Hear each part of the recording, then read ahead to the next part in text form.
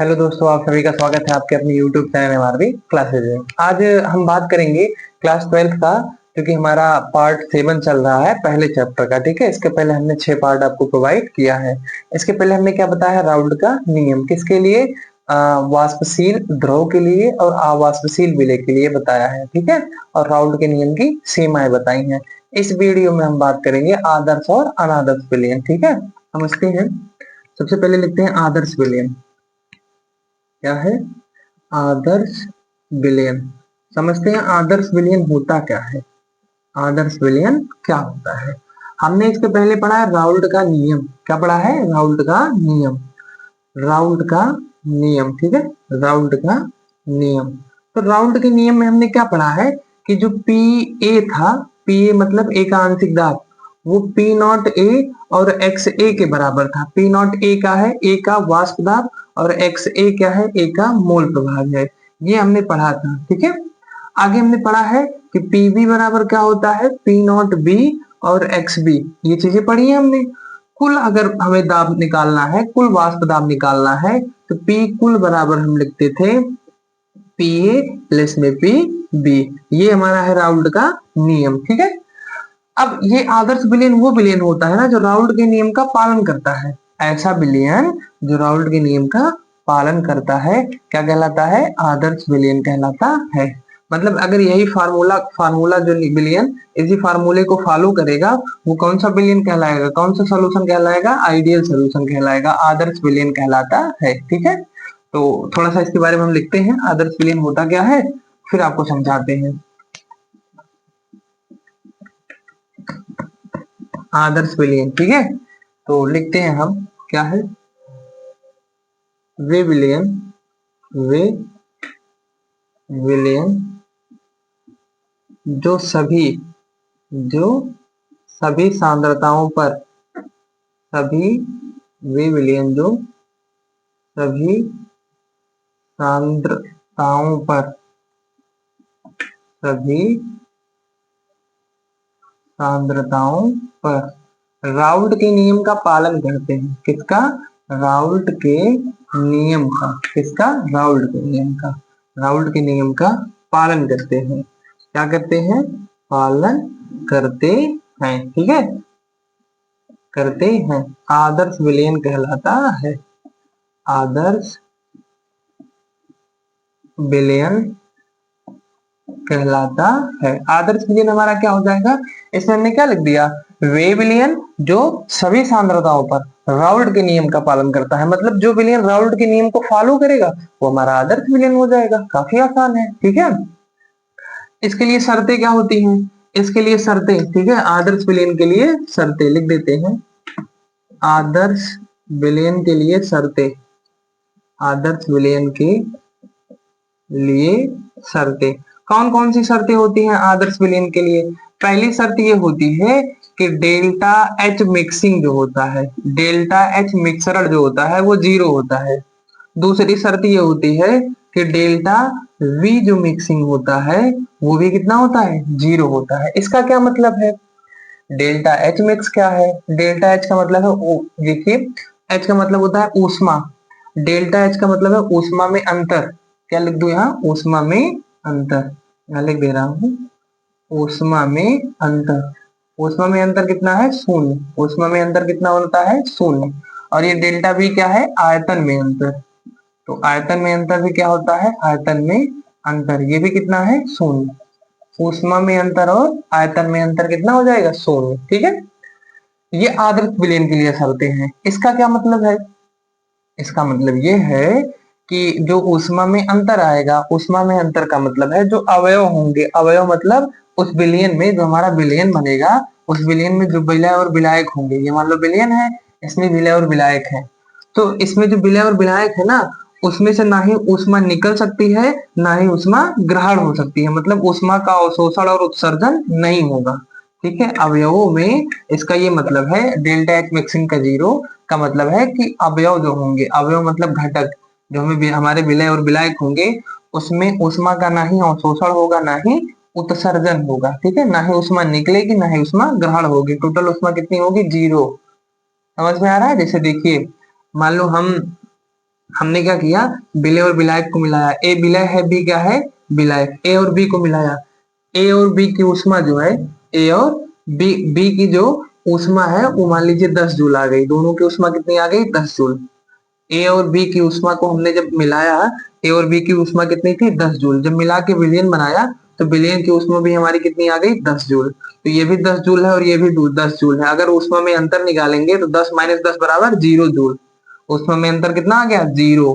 ठीक है, इसलिए यहाँ लिखा है डेल्टा एच मिक्सिंग क्या होगी, 0। मतलब अवयवों में ना तो ऊष्मा का उत्सर्जन होगा ना ही ऊष्मा का अवशोषण होगा। अगली बात, डेल्टा वी मिक्सिंग 0, मतलब आयतन में अंतर शून्य। आयतन में अंतर शून्य का मतलब ये है कि हमारे पास ये विलयन है, विलयन में हमने ए मिलाया विलय और बी मिलाया विलायक।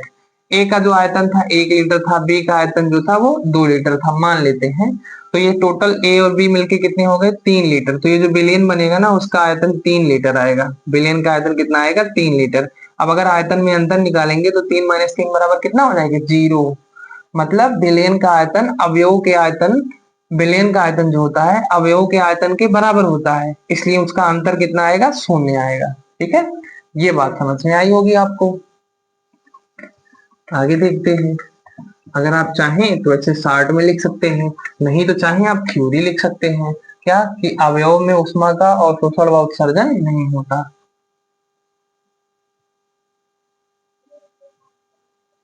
ऐसे लिख दें, विलयन व अवयव में ऊष्मा का अंतर शून्य होता है। अवयव में ऊष्मा का अवशोषण व उत्सर्जन नहीं होता अवयवों का। ठीक है, और डेल्टा बी मिक्सिंग 0 का मतलब है कि विलयन का आयतन, विलयन का आयतन, विलयन का आयतन क्या होगा, अवयवों के आयतन के बराबर होगा। अवयवों के आयतन के बराबर होता है, के बराबर होता है। ठीक है, ये दोनों बातें समझ में आई होंगी। ठीक है, तो आदर्श विलयन के लिए दो शर्तें हैं कि डेल्टा एच मिक्सिंग 0 होना चाहिए और डेल्टा बी मिक्सिंग 0 होना चाहिए। इसका मतलब आप लोगों को हमने समझा दिया। ठीक है, ये समझ में आया होगा आप सभी को। आगे देखिए हमें क्या समझना है। एक डिफिनेशन और होता है, वे विलयन जिनकी संरचना और दृढ़ता लगभग समान होती है, जिनकी संरचना समान हो और दृढ़ता समान होती है, वो भी क्या होते हैं, आदर्श विलयन होते हैं। ठीक है, अभी इसको आप नोट करेंगे, थोड़ा सा आगे हम लिख लेते हैं, यहाँ या करके लिख लेते हैं, या करके लिख लेते हैं। ठीक है, या मतलब दूसरा डिफिनेशन है आदर्श विलयन का, वे विलयन जिनकी वे विलयन जिनकी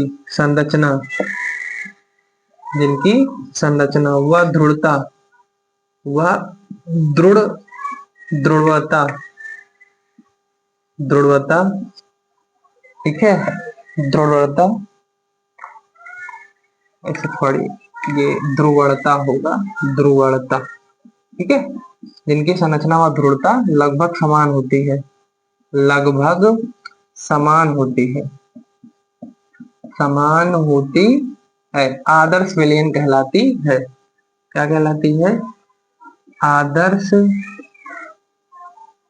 विलयन कहलाती है। ठीक है, तो आदर्श विलयन क्या हो जाएगा, वे विलयन जिनकी संरचना व दृढ़ता लगभग समान होती है, कौन सी विलयन कहलाती है, आदर्श विलयन कहलाती है। संरचना मतलब देखने में लगभग एक ही तरीके के लगे, ठीक है, और दृढ़ता भी उनकी समान होगी, मतलब गुणन क्षमता भी समान होगी। इसका एग्जाम्पल हम लिखते हैं, एग्जाम्पल इसका हो जाएगा, यहाँ लिख देते हैं एग्जाम्पल। ठीक है, आदर्श विलयन के उदाहरण आप लिख लेंगे। उदाहरण इसका क्या हो जाएगा, एन हेक्टेन, एन हेक्टेन व एन ऑक्टेन, एन ऑक्टेन। ठीक है, एन हेक्टेन व एन ऑक्टेन इसका एग्जांपल है। अब देखिए इसको मिटाते हैं हम और इसके एग्जांपल को लिखते हैं। आप ये लिख लेंगे पहले ही, एन हेप्टेन, एन हेप्टेन, हेक्टेन व एन ऑक्टेन। एन मतलब नॉर्मल चेन, हेक्टेन मतलब कितने कार्बन, हेक्टेन मतलब कितने कार्बन, हेक्स हेप्टे है, ये हेप्टेन होगा, हेप्टेन है। हेप्टेन, हेप्टेन मतलब 7 कार्बन, हेप्टेन मतलब 7 कार्बन, ये नाप्टेन मतलब 8 कार्बन। मतलब एक सीधी श्रृंखला होगी ऐसे 7 कार्बन की एक सीधी श्रृंखला होगी, 1 2 3 4 5 6 7, और एक होगी 8 कार्बन की ऐसे सीधी श्रृंखला, 4 5 6 7 और 8। ये एन हेप्टेन है और ये एन ऑक्टेन है। तो एन हेप्टेन और एन ऑक्टेन जब मिलेगा तो वो आदर्श विलयन बनेगा। ठीक है, अब देखिए इनकी संरचना लगभग समान है, ये भी एन है नॉर्मल चेन, ये भी नॉर्मल चेन है, दोनों ही क्या है नॉर्मल चेन है, मतलब सीधी श्रृंखला है। ये पहला एग्जांपल हो गया आदर्श विलयन का। अगला है क्लोरोएथेन, क्लोरोएथेन और ब्रोमोएथेन, और इसी में क्या है ब्रोमो एथेन, दोनों एक के लिए हैं। ठीक है, ये दोनों मिलेंगे तभी एक बिलियन बनेगा, ये दोनों मिलेंगे तभी एक बिलियन बनेगा। तो क्लोरोएथेन व क्लोरोएथेन व ब्रोमोएथेन, क्लोरोएथेन का मतलब Cl होगा और 2 कार्बन होंगे, CH3 और CH2, Cl, ये हो गया क्लोरोएथेन। अगला है CH3 CH2 और Br, ये हो गया ब्रोमोएथेन। ये दोनों ही क्या है एथेन, एथेन दोनों का सेम है, मतलब संरचना लगभग समान है। ठीक है, खाली फंक्शनल ग्रुप बदल गया है, ये खाली क्लोरीन हाइड्रोजन बदल गए हैं, क्लोरीन और ब्रोमीन हो गया है। तो ये भी आदर्श विलयन है। अगला है टालुइन एवं बेंजीन,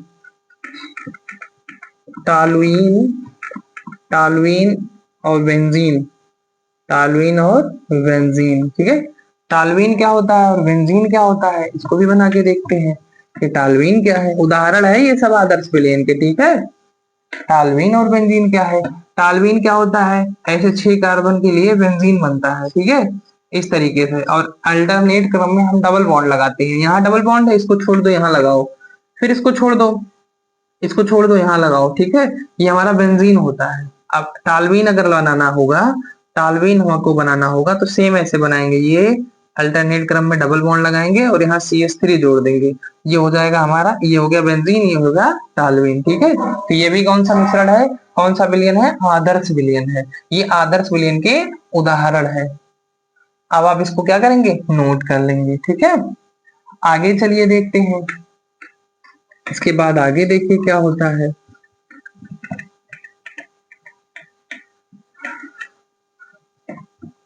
अब हम समझते हैं कि आदर्श विलयन जब बनता है तो इसमें क्या होता है। हमने बताया कि जो आदर्श विलयन होता है वो राउल्ट के नियम का पालन करता है। ठीक है, आदर्श विलयन क्या करता है, राउल्ट के नियम का पालन करता है। हम जानते हैं राउल्ट का नियम क्या है, P बराबर Pa और P प्लस में Pb, ये है राउल्ट का नियम। ए क्या है, एक Pa क्या है, ए का आंशिक दाब, Pb क्या है, B का आंशिक दाब, ये राउल्ट का नियम है। तो राउल्ट के नियम का पालन करता है। ठीक है, आदर्श विलयन, इसको हम ऐसे लिख सकते हैं कि Pa बराबर P नॉट A और B एक्स ए। ठीक है, इसको हम लिख सकते हैं Pb बराबर P नॉट B और एक्स बी। ये आंशिक दाब है, ये आंशिक दाब है, ये वाष्प दाब है, ये आंशिक दाब है ए का, ये बी का आंशिक दाब है। ठीक है, तो इसको हम ऐसे लिख सकते हैं, ये राउल्ट के नियम का पालन करते हैं। अब Pa की जगह क्या रखेंगे, P नॉट ए एक्स ए रख देंगे यहाँ, तो P कुल बराबर हो जाएगा, यहाँ कुल लिख देते हैं कि टोटल विलयन का वाष्प दाब है, P कुल बराबर हो जाएगा, Pa का मान कितना है, P not A into x A, plus में Pb का मान कितना होता है, P not B into x B. ठीक है, तो ये राउल्ट के नियम का पालन करते हैं, इसका पालन जो करेगा वो आदर्श विलयन कहलाएगा, यही राउल्ट का नियम था। तो आदर्श विलयन के लिए फार्मूला बन जाएगा राउल्ट के नियम से ये। ठीक है, ये हो जाएगा आदर्श विलयन के लिए। आगे देखिए थोड़ा सा और समझते हैं कि हमने कहा था हमारे पास एक विलयन है, क्या है, एक विलयन A और B, A विलय है B विलायक है, दोनों मिलेंगे तो विलयन बन जाएगा। अब A और A के मध्य, A और A के मध्य बॉन्ड बनेगा और B और B के मध्य अंतराणविक आकर्षण बल होगा। ठीक है, तो A और B है, AB के मध्य भी हो जाएगा, AB A तथा B के मध्य जो अंतराणविक आकर्षण बल होगा वो BB और AA के मध्य अंतराणविक आकर्षण बल के समान होता है। आदर्श विलयन में क्या होता है, इसके मध्य जो बंध बना है वो इसके मध्य बने बंध और इसके मध्य बने बंध के समान होते हैं, मतलब इसके मध्य सिंगल बॉन्ड बना है, ठीक है, इसके मध्य भी सिंगल बॉन्ड, इसके मध्य भी सिंगल बॉन्ड, तो ये ए और बी के मध्य जो बंध बनेगा वो बी बी और ए के मध्य बने बंध के समान होते हैं, ठीक है। या ऐसे कह सकते हैं ए और बी, विलय और विलायक के मध्य जो अंतराणविक आकर्षण बल कार्य करता है वही बी और बी के मध्य कार्य करता है, वही ए और ए के मध्य कार्य करता है। मतलब तीनों के मध्य अंतराणविक आकर्षण बल समान होता है, तो उसे भी हम आदर्श विलयन कह देंगे जब तीनों का अंतराणविक आकर्षण बल समान हो जाएगा, ठीक है। ए और बी क्या है, विलयन, ये विलय और विलायक है ना, मिलेंगे तो विलयन हो जाएगा। तो जब विलयन विलयन में ए और बी की जो अन्योन क्रिया होगी, अन्योन क्रिया अंतराणविक आकर्षण बल जो होगा वो बी बी और ए के समान होता है, ठीक है। यही लाइन हम आपको लिख रहे हैं, आप समझेंगे। हम लिख रहे हैं ए तथा बी,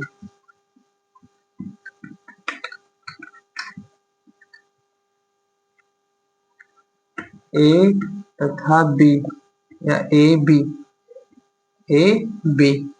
के मध्य अंतराणविक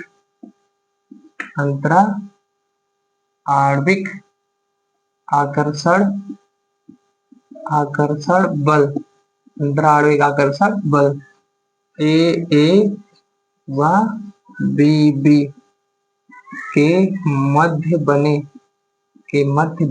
बंध के समान होता है, बंध के समान होता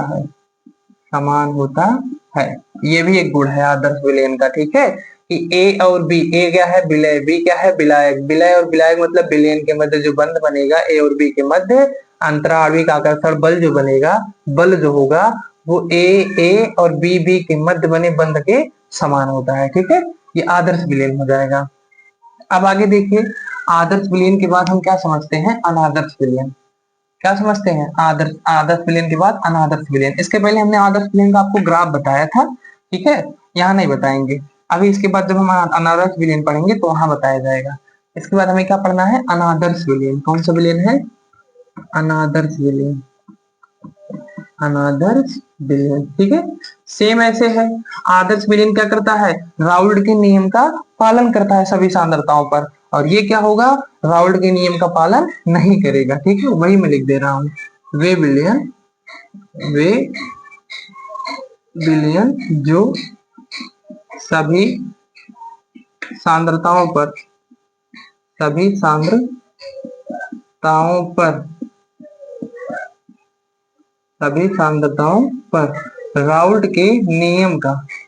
राउल्ट के नियम का पालन नहीं करते हैं,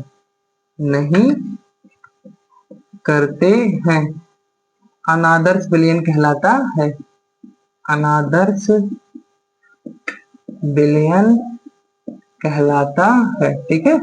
अनादर्श विलयन कहलाता है, मतलब ये क्या होगा, राउल्ट के नियम का पालन नहीं करेगा। इसके लिए क्या शर्तें हो जाएंगी, इसके लिए क्या शर्तें हो जाएंगी, वहां क्या था, डेल्टा एच मिक्सिंग जो था वो 0 के बराबर था आदर्श में, लेकिन यहाँ बराबर नहीं होगा। वहां क्या था, डेल्टा बी मिक्सिंग क्या था, वो 0 के बराबर था, लेकिन यहाँ बराबर नहीं होगा। मतलब उष्मा का अवशोषण या उत्सर्जन हो सकता है, विलयन और दोनों घटकों विलय और विलायक के उष्मा के आयतन में परिवर्तन हो सकता है, ठीक है। इसका आयतन कम या ज्यादा हो सकता है, उष्मा या तो ग्रहण हो सकती है या तो निकल सकती है। ये चीजें हैं अनादर्श विलयन की शर्तों में।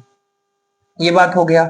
हमने क्या बताया कि अनादर्श विलयन जो होता है वो राउल्ट के नियम का पालन नहीं करता है। अर्थात अगर हम राउल्ट के नियम को लिखें तो राउल्ट का नियम पी इक्वल बराबर क्या निकला था, पी नॉट बराबर P A X A, P not A X A plus में P not B X B. ये आदर्श विलयन के लिए है कि आदर्श विलयन राउल्ट के नियम का पालन करता है, लेकिन अनादर्श विलयन होता है, एन आइडियल सोल्यूशन जो होता है वो राउल्ट के नियम को फॉलो नहीं करता है, इसलिए बराबर नहीं होगा, ठीक है।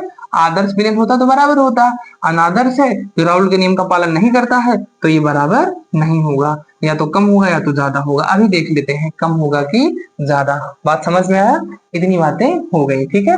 मतलब इसके पहले हमने जब राउल्ट का आदर्श विलयन बताया था तो आदर्श विलयन में हमने बताया था कि वे विलयन जिनकी संरचना और दृढ़ता लगभग समान होती है आदर्श विलयन कहलाते हैं। अब क्या हो जाएगा, वे विलयन जिनकी संरचना और दृढ़ता समान नहीं होती है अनादर्श विलयन कहलाते हैं। या करके ये भी लिख लेते हैं, ठीक है। लिखते हैं यह वे विलयन जिनकी जिनकी संरचना संरचना व दृढ़ता समान नहीं होती, संरचना व दृढ़ता समान नहीं होती, समान नहीं होती, अनादर्श विलयन कहलाता है, अनादर्श विलयन कहलाता है, अनादर्श विलयन कहलाता है। ठीक है, ये आपको समझ में आ रहा होगा। उसी से रिलेट करके पढ़ेंगे तो काफी आसानी से समझ में आएगा। आदर्श विलयन और अनादर्श विलयन सेम उसी का उल्टा हो रहा है। ठीक है, वहां डेल्टा एच मिक्सिंग क्या था, जीरो था, यहाँ नहीं होगा। वहां क्या था, डेल्टा वी मिक्सिंग जीरो था, यहाँ नहीं होगा। वहां पी कुल ये राउल्ट के नियम को फॉलो कर रहा था, यहाँ नहीं फॉलो करेगा। वहां क्या था, संरचना और दृढ़ता समान थी, यहाँ नहीं समान होगी। ये सारी चीजें हैं। ठीक है, थोड़ा सा और लिखते हैं। हमने कहा कि इसमें कहा है कि ए बी के मध्य ए बी के मध्य अंतरा आणविक आकर्षण बल ए और बीबी के मध्य बने बंध के समान होता है। इसमें क्या होगा, समान नहीं होगा। सेम वही लाइन, समान नहीं होगा, या तो कम होगा या तो ज्यादा होगा। ठीक है, देखते हैं, लिखते हैं। चलिए इसके बारे में, ऊपर वाला हम मिटा देते हैं आदर्श विलयन के लिए। ठीक है, या आप हम सेम ऐसे कर लेते हैं, ये मिटा देते हैं आदर्श विलयन को।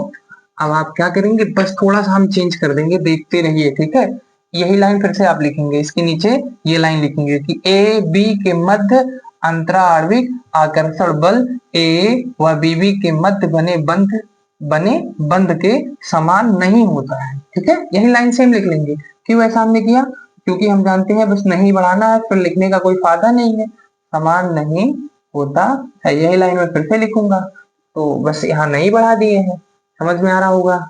ठीक है, अब आप क्या करेंगे, इसको नोट कर लेंगे। ये अनादर्श विलयन के बारे में है। थोड़ी सी और बातें कुछ आगे चलेंगे।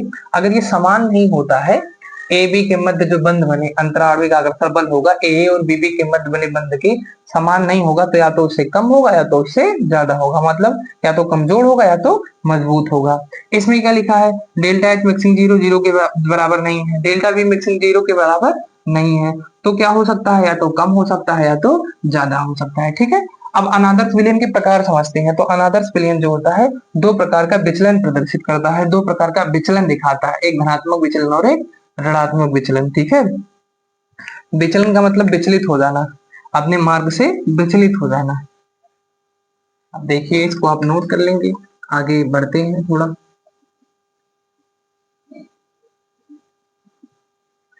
प्रयास करना, इसको जाके प्रयास मत जाना प्रयास करना, प्रयास मत जाना। ठीक है, प्रयास करने का मतलब है जाके प्रैक्टिस करना, और प्रयास जाने का मतलब है सो जाना। तो प्रयास करना, प्रयास मत जाना। आगे देखिए, हम क्या समझ रहे हैं, आगे हम लिखते हैं अनादर्श विलयन दो प्रकार का विचलन प्रदर्शित करता है। अनादर्श विलयन, अनादर्श विलयन दो प्रकार का विचलन, दो प्रकार का विचलन प्रदर्शित करता है, दो प्रकार का विचलन प्रदर्शित करता है। सबसे पहला क्या है, सबसे पहला नंबर एक है धनात्मक विचलन। कौन सा विचलन है, धनात्मक विचलन। ठीक है, कौन सा विचलन, धनात्मक विचलन। ठीक है, और दूसरा क्या है, ऋणात्मक विचलन। कौन सा विचलन है, ऋणात्मक विचलन। ठीक है, धनात्मक विचलन और ऋणात्मक विचलन। तो सबसे पहले बात करेंगे नंबर एक जो है धनात्मक विचलन के बारे में। किसके बारे में, धनात्मक विचलन के बारे में। ठीक है, आप समझते हैं धनात्मक विचलन होता क्या है, धनात्मक विचलन होता क्या है। हम किसके अंदर ये चीजें पढ़ रहे हैं, अनादर्श विलयन के बारे में। और अनादर्श विलयन क्या होता है, अनादर्श विलयन जो राउल्ट के नियम का पालन ना करे। ठीक है, जैसे कुछ बच्चे होते हैं बहुत उत्पाती होते हैं, बहुत बदमाशी करते हैं, टीचर कुछ और कहते हैं वो करते कुछ और है। टीचर कहेंगे ये गलती मत करना, वो दोहरा के वही करते हैं। ठीक है, तो उसी प्रकार है, आदर्श विलयन क्या कह रहा है कि राहुल के नियम का पालन करो, लेकिन अनादर्श क्या कह रहा है, हम पालन नहीं करेंगे। जब पालन नहीं करेंगे तो वो दो प्रकार से हो जाएगा, एक तो धनात्मक विचलन प्रदर्शित कर देगा और एक तो ऋणात्मक विचलन। ठीक है, अब धनात्मक विचलन क्या होता है, धनात्मक विचलन में क्या होगा, इसको हम लिख देते हैं, जब विलयन का आंशिक वाष्प दाब लिख देते हैं, फिर समझाते हैं। जब विलयन का आंशिक वाष्प दाब, आंशिक वाष्प दाब राउल्ट के नियम, राउल्ट के नियम से ज्ञात वाष्प दाब से, ज्ञात वाष्प दाब से अधिक होता है, से अधिक होता है, तो वह धनात्मक विचलन प्रदर्शित करता है, तो वह धनात्मक विचलन प्रदर्शित करता है। ठीक है, इसमें क्या हुआ कि जब विलयन का आंशिक वाष्प दाब, जब विलयन का आंशिक वाष्प दाब राउल्ट के नियम से ज्ञात वाष्प दाब से अधिक होता है, तो वो धनात्मक विचलन प्रदर्शित करता है। इसका क्या मतलब है? इसका ये मतलब है कि ये विलयन का आंशिक वाष्प दाब PA है, ए का आंशिक वाष्प दाब बराबर होता है P not A into x A से। ठीक है, तो ये क्या है? ये विलयन का आंशिक वाष्प दाब है। ठीक है, और ये क्या है? ये राउल्ट के नियम से ज्ञात वाष्प दाब है। तो जब विलयन का वाष्प दाब ज्यादा हो जाए, किससे? राउल्ट के नियम से ज्ञात वाष्प दाब से, मतलब यहाँ ये बराबर ना हो, ये PA ज्यादा हो जाए, तो ये किस प्रकार का विचलन दिखाएगा? धनात्मक विचलन। समझ में आया? जब विलयन का आंशिक वाष्प दाब, ये विलयन का आंशिक वाष्प दाब है, राउल्ट के नियम से ज्ञात वाष्प दाब, राउल्ट के नियम से ज्ञात वाष्प दाब ये है। ठीक है, वाष्प दाब से अधिक हो तो वह धनात्मक विचलन प्रदर्शित करता है। तो वो कौन सा विचलन दिखाएगा? धनात्मक। ऐसे हम PB लिख दे तो PB P not B into x B. हम जानते हैं P कुल बराबर कितना होता है? P कुल बराबर होता है PA not A x A plus में P not B x B. अब जब ये PA ज्यादा है, PB ज्यादा है इन दोनों से, तो इन दोनों से देखिए तो PA इससे ज्यादा है, ये आंशिक दाब जब इससे ज्यादा है तो यहाँ P कुल भी इनसे ज्यादा होगा, P कुल भी ज्यादा होगा। ठीक है, तो ये किस प्रकार का विचलन दिखाएगा? धनात्मक। कैसे? जब विलयन का आंशिक वाष्प दाब, ये विलयन का आंशिक वाष्प दाब है, ये राउल्ट के नियम से ज्ञात वाष्प दाब, ये राउल्ट का फार्मूला है ना, यही तो राउल्ट का फार्मूला है, यही तो राउल्ट का फार्मूला है। तो विलयन का वाष्प दाब, आंशिक वाष्प दाब जो होगा राउल्ट के नियम से ज्ञात वाष्प दाब से ज्यादा होगा, मतलब ये ज्यादा होगा। जैसे मान लो विलयन का आंशिक वाष्प दाब 235 mmHg है। कितना है? 235 mmHg। ठीक है, और ये इसका आंशिक वाष्प दाब, हम जब ये नियम लगा के आंशिक वाष्प दाब निकाले हैं तो हमको 235 नहीं 225 आया है mmHg। कितना आ गया? 225 mmHg। तो किसकी मात्रा ज्यादा है? इसकी। तो वही बात कही जा रही है कि आंशिक वाष्प दाब विलयन का ज्यादा हो जाए, किससे? राउल्ट के नियम से ज्ञात वाष्प दाब से। ठीक है, ये फार्मूला लगा के निकाले, ये कम हो जाए, ये ज्यादा हो जाए। ठीक है, ये बात हो गई। ये कौन सा विचलन हो गया? धनात्मक विचलन। कौन सा विचलन? धनात्मक विचलन। अब देखिए धनात्मक विचलन की स्थिति में क्या होता है, वो ए वाला हम समझते हैं, ए और ए बी क्या था। ठीक है, अब धनात्मक विचलन की स्थिति में क्या होता है, आप पहले क्या करेंगे, इतना नोट कर लेंगे। ठीक है, आगे समझते हैं धनात्मक विचलन की स्थिति में क्या होता है। ठीक है, धनात्मक विचलन की स्थिति में थोड़ा सा ऊपर हमको फिर से लिखना पड़ेगा, यहीं लिख लेते हैं। धनात्मक विचलन की स्थिति में, धनात्मक विचलन की स्थिति में ए बी के मध्य बना बंध या ए बी के मध्य अंतराणविक आकर्षण बल, ए बी के मध्य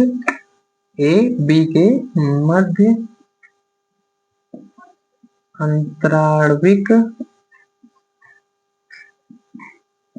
आकर्षण बल ए व बी की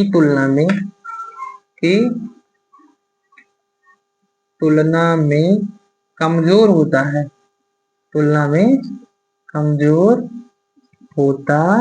है, जिससे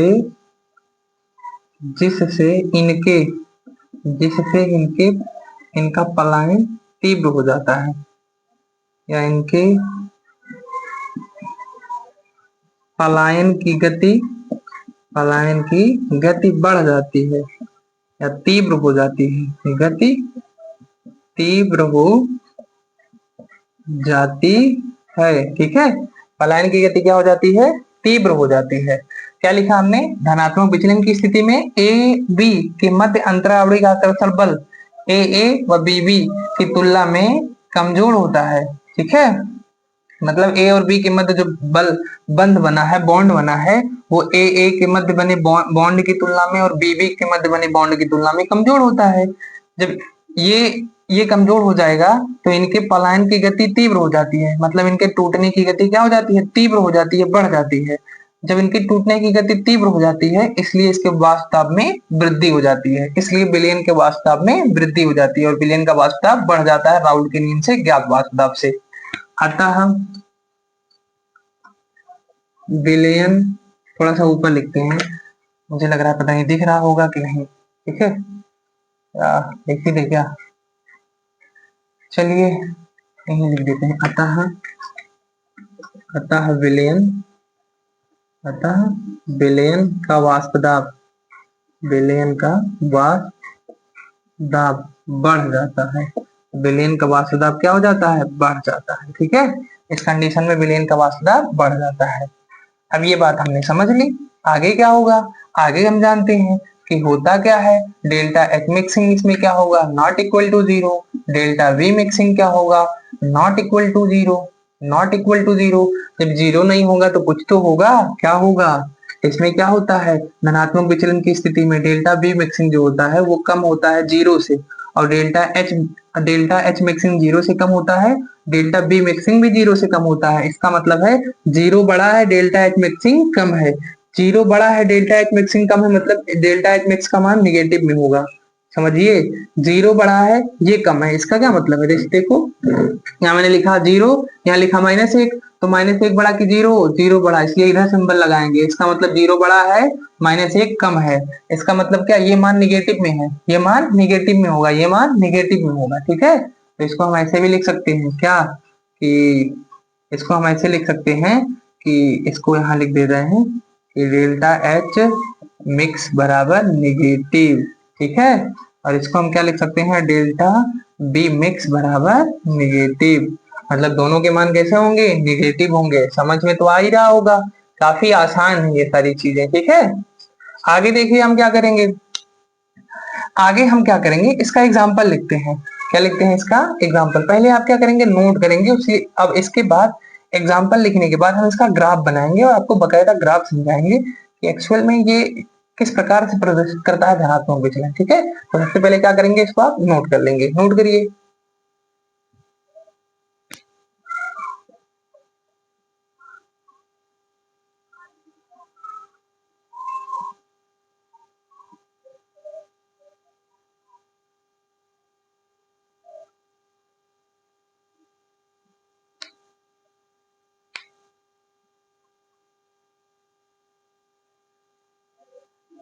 नोट हो गया होगा अब आप सभी का, इसको मिटाते हैं।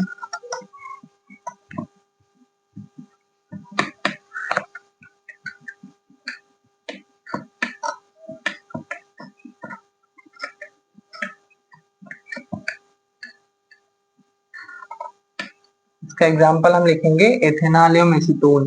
क्या लिखेंगे, एथेनॉल एसीटोन एवं एसीटोन, ठीक है, एथेनॉल व एसीटोन, इसका एग्जाम्पल है किसका, धनात्मक विचलन का, ठीक है। धनात्मक विचलन का एग्जाम्पल क्या है, एथेनॉल व एसीटोन, एनसीईआरटी के बारे में बता रहा हूँ, ठीक है। अब आगे देखिए, आगे हमने कहा था इसका हम ग्राफ बनाएंगे। कैसे ग्राफ बनाएंगे, हमने इसके पहले जो है राउल्ट के नियम में ग्राफ समझाया है आपको, कैसे समझाया है, इस तरीके से देखिए। इधर हमने क्या लिया है, इधर यक्स ए, मतलब ए का मूल प्रभाज बराबर हमने 1 माना था। जब इधर ए का मूल प्रभाज 1 हो जाएगा तो बी का मूल प्रभाज कितना होगा, 0, क्योंकि दोनों का योग 1 होता है। तो एक का अगर 1 होगा तो दूसरे का 0। इधर उधर जैसे इधर हम जा रहे हैं, मान लो ऐसे आगे बढ़ रहे हैं, तो ए का जो है मूल प्रभाज वो घट के 0 हो गया, एक्स ए 0 हो गया, तो एक्स बी यहाँ 1 हो जाएगा, ये हो जाएगा, ये तो हमने समझाया है। अब इधर से इधर जाने पर एक्स ए का मान घट रहा है, जब एक्स ए घट रहा है तो हम जानते हैं कि पी कुल बराबर क्या होता है, पी कुल बराबर, आदर्श विलयन के लिए हम बता रहे हैं, ठीक है, पी कुल बराबर होता है पी नॉट ए और एक्स ए, ठीक है, और प्लस में पी नॉट बी और एक्स बी। आप लोग बताइए, जब ये एक्स ए घटेगा इधर जाते समय, या ऐसे इसको रहने देते हैं, हम ऐसे लिख देते हैं पी ए बराबर पी नॉट ए एक्स ए। जब इधर ऐसे जाते समय एक्स ए घटेगा तो पी ए भी घटेगा, ठीक है। तो इधर मान लो इस यहाँ जब ये एक्स ए बराबर एक था, तो मान लो इसका पी नॉट ए जो है वाष्प दाब यहाँ था। अब जैसे जैसे आगे बढ़ रहे हैं इसका वाष्प दाब घटेगा, तो ये वाष्प दाब घट के यहाँ आ जाएगा, जीरो हो जाएगा, ठीक है। वाष्प दाब घट के जीरो हो गया। आगे देखिए, यहाँ एक्स भी कितना है, जीरो, एक्स भी कितना है, जीरो, ठीक है। ऐसे हम पी बी लिखेंगे तो पी नॉट बी हो जाएगा और एक्स बी हो जाएगा। अगर यहाँ एक्स भी जीरो है, मतलब इसका जो वाष्प दाब है वो भी जीरो रहा होगा। इधर बढ़ते बढ़ते गए, इधर आगे गए तो एक्स बी बराबर एक हो गया, मतलब वाष्प दाब भी इसका बढ़ गया है, इस तरीके से। तो यहाँ हम पी नॉट बी लिख देते हैं, ठीक है, ये हो गया। आगे देखिए, इन दोनों को अगर हम मिला देंगे, इन दोनों को जोड़ देंगे, इन दोनों को हम अगर जोड़ देंगे तो पी कुल निकल जाएगा। तो इस तरीके से हम पूरा जोड़ देते हैं, ये हो गया। ये किसके लिए है, आदर्श विलीन के लिए है। लेकिन हमें ग्राफ किसके लिए खींचना है, अनादर्श विलीन के लिए। अनादर्श विलीन में कौन सा विचलन, धनात्मक विचलन। धनात्मक विचलन की स्थिति में ये ज्यादा होगा और ये भी ज्यादा होगा, और ये भी क्या हो जाएगा, ज्यादा हो जाएगा, ठीक है। इतना तो समझ में आ रहा होगा। तो होना क्या था, धनात्मक विचलन की स्थिति में ये ग्राफ जो था इस तरीके से होना था। लेकिन हम जानते हैं कि ये ए पी बढ़ जाएगा, पी क्या होगा, बढ़ जाएगा। तो पी जब बढ़ जाएगा मतलब इसका वाष्प दाब बढ़ जाएगा, तो ये ग्राफ भी ऐसे ऊपर चला जाएगा, ठीक है, इस तरीके से। समझ में आ ही रहा होगा ये। तो थोड़ा सा हम इसे कर देते हैं, इस तरीके से बढ़ जाएगा। अगली बात हमने कहा था, ये देखिए, ये जो लाइन है ना, ये वाली लाइन, ये वाली लाइन क्या दिखा रही है, ये वाली लाइन किसको दिखा रही है, ये वाली लाइन इसको दिखा रही है कि पी ए और X A, P not A X A को दिखा रही है। लेकिन धनात्मक विचलन में क्या होता है, पी ए जो है ज्यादा हो जाता है, पी ए ज्यादा हो जाता है। तो होना, अगर आदर्श विलीन होता तो ये लाइन होनी चाहिए थी, लेकिन अनादर्श विलीन की स्थिति में पी ए बढ़ जाएगा, तो पी ए बढ़ के इसे ऊपर चला गया, ठीक है, ये बढ़ गया। आगे देखिए, आदर्श विलीन की स्थिति में पीबी बराबर ये होता है, ठीक है। तो अगर आदर्श विलीन होता, ये सॉरी ये पीबी है, पीबी के लिए हमने ग्राफ खींचा है, सेम ही होगा दोनों के लिए, कोई समस्या वाली बात नहीं है। देखिए, हमने कहा आदर्श विलीन पर पीए इसके बराबर होता है, तो ये आदर्श विलीन के लिए ग्राफ खींच गया, ठीक है। लेकिन अनादर्श विलीन के धनात्मक विचलन में क्या होता है, पीए ज्यादा होता है, या ये इसके लिए मान था। लेकिन जब पीए बढ़ जाएगा तो ऐसे पीए को हम बढ़ा देंगे, इस तरीके से यहाँ चला आएगा, ठीक है। इस तरीके से पीए बढ़ जाएगा, मतलब ये आदर्श विलीन की स्थिति में ये बढ़ जाएगा, ठीक है। विलीन का जो आंशिक वाष्प दाब होगा ज्यादा हो जाएगा। ऐसे पीबी में हो जाएगा, इसका आंशिक दाब क्या हो जाएगा, आदर्श विलीन के लिए तो ये होना चाहिए, लेकिन इसमें क्या होता है, विलीन का वाष्प दाब आंशिक वाष्प दाब बढ़ जाता है, इसलिए इसके लिए ऐसे बनेगा, ठीक है। ये हो गया, इसको हम ऐसे कर लेते हैं। आगे देखिए, सेम आगे, ये टोटल विलीन का वाष्प दाब है, कुल विलीन का वाष्प दाब। अगर आदर्श विलीन होता तो कुल विलीन का वाष्प दाब यही होता।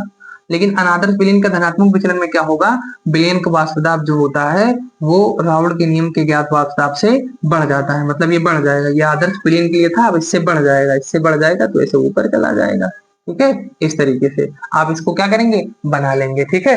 ये वाली जो सिंबल है ये इसको दिखा रहा है, पी नॉट ए को, मतलब यहाँ मैं लिख दूं पी ए ऐसे, पी नॉट ए और एक्स ए। ये वाला किसको दिखा रहा है, पीबी को। मैं यहाँ लिख दूं पी नॉट बी इस तरीके से, और sorry PB, PB P not B और एक्स बी। और ये वाला टोटल उसको दिखा रहा है, इसको तो मैं लिख दूं पी कुल ज्यादा हो जाएगा P not A X A, plus में पी नॉट बी और एक्स बी, ठीक है। इस तरीके से हो जाएगा, ये ऊपर वाला उसको दिखा रहा है। ये आप क्या करेंगे, अब बना लेंगे, काफी अच्छे से समझ में आया होगा। आगे इसके बाद हम समझ जाएंगे कौन सा हमारा आएगा विचलन, ऋणात्मक विचलन, ठीक है। देखिए, इसको आप बनाएंगे, अब हम इसके बाद समझने वाले हैं ऋणात्मक विचलन। आप बना लेंगे जल्दी से, वीडियो को रोक कर।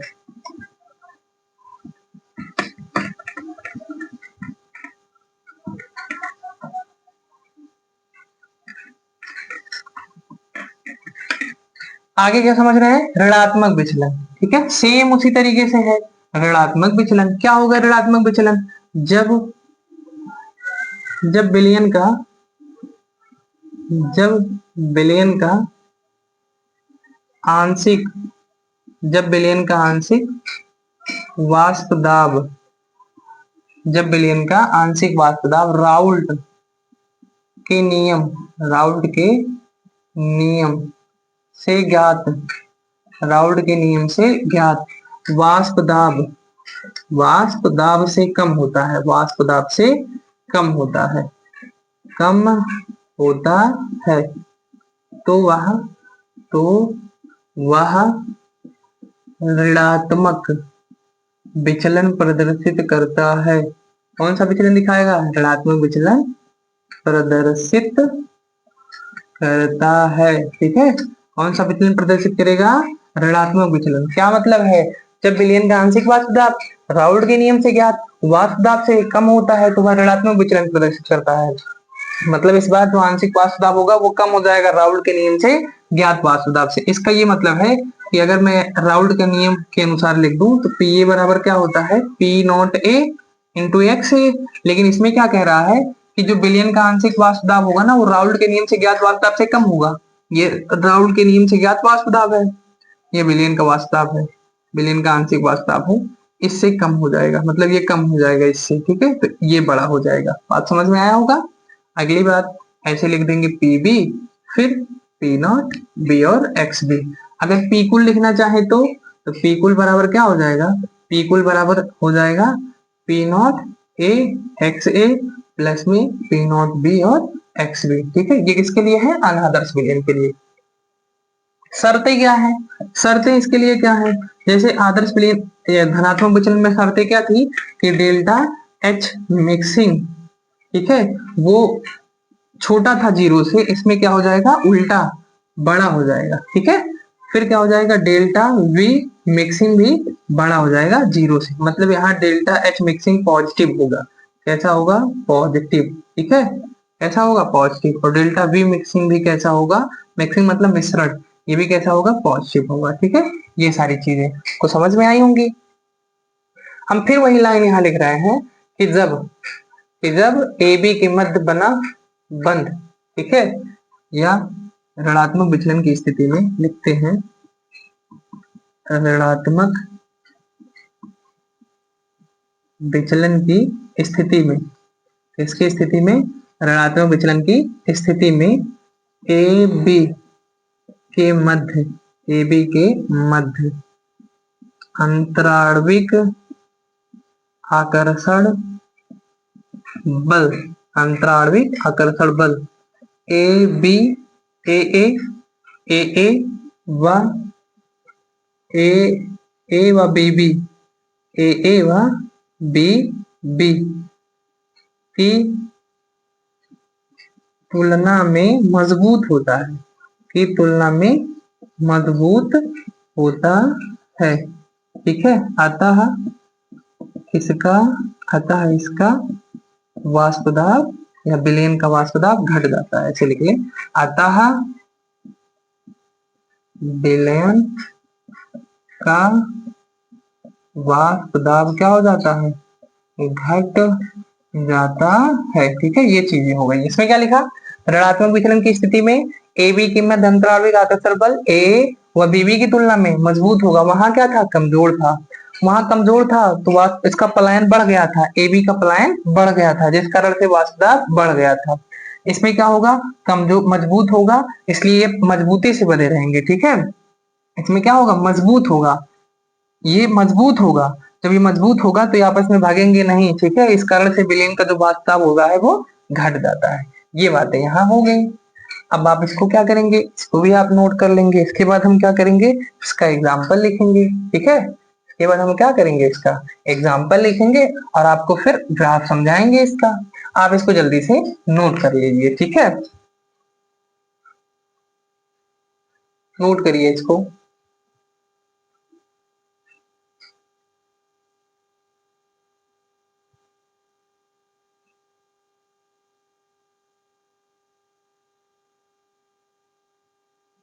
अब आप देखिए इसका एग्जाम्पल हम लिखते हैं। ठीक है, इसमें एक बात और बता दें कि जो ऋणात्मक विचलन होता है ना, इनमें हाइड्रोजन बंध बनता है। कौन सा बंध पाया जाता है? हाइड्रोजन बंध। तो लिख देते हैं इनमें हाइड्रोजन बंध उपस्थित होता है, इनमें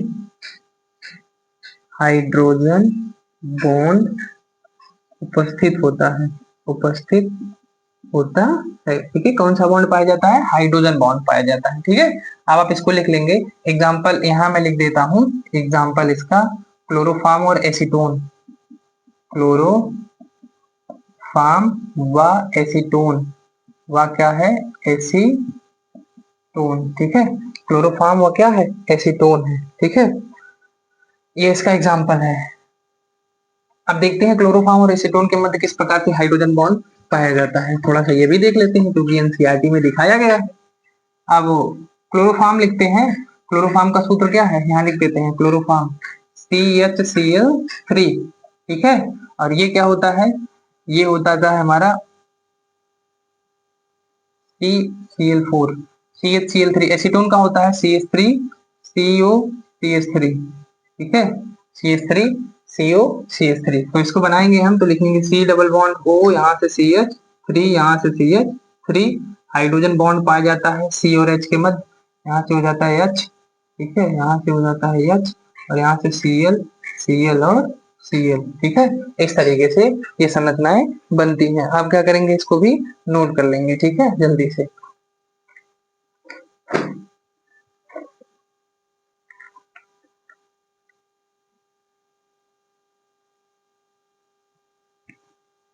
ये थोड़ा सा गलत हो गया क्योंकि हाइड्रोजन के मध्य हाइड्रोजन बॉन्ड पाया जाएगा, तो यहाँ H लिख देते हैं C। हाँ, अब ये सही है। ठीक है, ये अब सही है, थोड़ा सा गलत कर दिया था मैंने। अब आप इसको नोट कर लेंगे। अब हम क्या समझेंगे इसके बाद? इसके बाद हम समझेंगे किसके बारे में? ग्राफ के बारे में। ठीक है, इसको हम मिटाते हैं और ग्राफ बनाते हैं। उसके बाद इस वीडियो को यहीं तक रहने देंगे, आगे के जो पार्ट होगा वो अगली वीडियो में प्रोवाइड करेंगे। देखिए, सेम उसी तरीके से क्या होगा, इसमें भी सेम उसी तरीके से हम कहेगा क्या करेंगे? पहले ग्राफ बनाएंगे। ठीक है, ये हो गया हमारा। इसमें हम क्या इधर लिखते हैं? एक्स ए बराबर कितना? 1 है। अगर एक्स ए बराबर 1 है तो एक्स बी बराबर कितना हो जाएगा? 0। ठीक है, एक्स ए बराबर अगर 1 है तो एक्स बी बराबर 0। इधर अगर हम क्या कह रहे हैं कि एक्स ए इधर 1 है, इधर आएंगे तो एक्स ए कितना हो जाएगा? 0, और एक्स बी कितना हो जाएगा? 1। ठीक है, हम जानते हैं कि ऋणात्मक विचलन में क्या होता है, पहले आदर्श विलयन के लिए हम ग्राफ बनाएंगे। मान लो यहाँ पी नॉट ए है, क्या है? पी नॉट ए। तो आदर्श विलयन की स्थिति में क्या होगा? ये ऐसे कम हो जाएगा। ठीक है, इस तरीके से सीधा नहीं बनता, हम लोगों का आर्ट बहुत खराब होता है। लड़कियों का बढ़िया होता है, लड़कियां अच्छा बना लेते हैं, हम लोग तो सीधी लाइन भी नहीं खींच पाते हैं। पटरी से खींचेंगे तब भी सीधी लाइन नहीं खींच मिलता है। अब इसके लिए क्या हो जाएगा? इसके लिए इस तरीके से हो जाएगा। ठीक है, ये किसको दिखा रहा है? पी नॉट बी को। अब इन दोनों को मिला देंगे तो ये आदर्श विलयन बन जाएगा। क्या बन जाएगा? ये आदर्श विलयन के लिए ग्राफ हो गया। इसमें क्या होता है कि पी ए वो कम होगा पी नॉट ए और एक्स ए से, और पी बी जो होता है वो भी कम होगा पी नॉट बी और एक्स बी से। इसका मतलब आदर्श विलयन की स्थिति में तो ये होना चाहिए, लेकिन ऋणात्मक विचलन की स्थिति में क्या होता है कि इसका मान कम हो जाएगा। तो होना ये चाहिए था, इसमें घट जाता है ऐसे, इसमें क्या होगा? घट जाएगा। ठीक है, इसमें क्या होगा? ऐसे घट जाएगा।